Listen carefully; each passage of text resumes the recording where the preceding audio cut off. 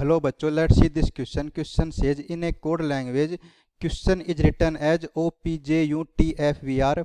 How will solution be written in that language? और हमें बताना है कि कौन सा ऑप्शन राइट आंसर होगा।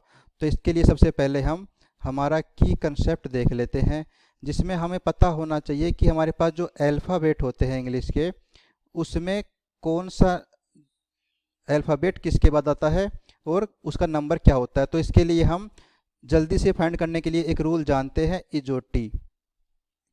तो जहाँ पर ई जो होता है ये 5 नंबर पे होता है, ये होता है 10 नंबर पे, ये होता है 15, ये होता है 20 और ये होता है 25। तो हम क्या कर सकते हैं, इससे इसके आसपास के जो भी नंबर है, जो भी ये अल्फ़ाबेट है, उसका नंबर फाइंड कर सकते हैं। अब हमें जो दे रखा है यहाँ पर, वो दे रखा है कि क्वेश्चन को उसने इस कोड में लिखा है। सो क्वेश्चन QUESTION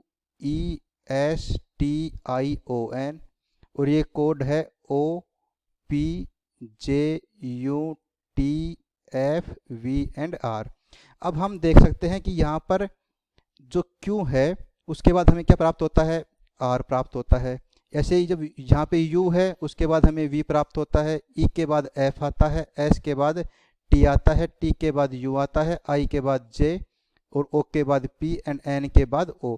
तो इसमें क्या किया गया कि यहाँ पर जो फर्स्ट अल्फ़ाबेट है उसमें 1 ऐड करके उसको आखिरी में लिख दिया, फिर ऐसे ही जो सेकंड है उसमें 1 ऐड करके उसको आखिरी से पहले लिख दिया, और ऐसे ही आगे क्रम चलता रहा।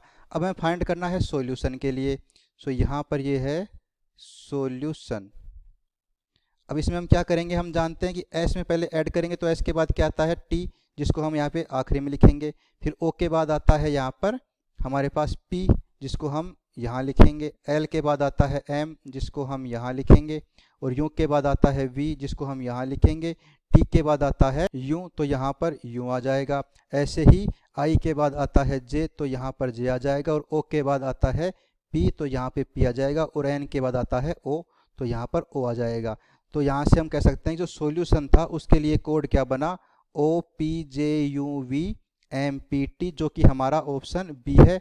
सो our final answer is option B. I hope you understood. All the best.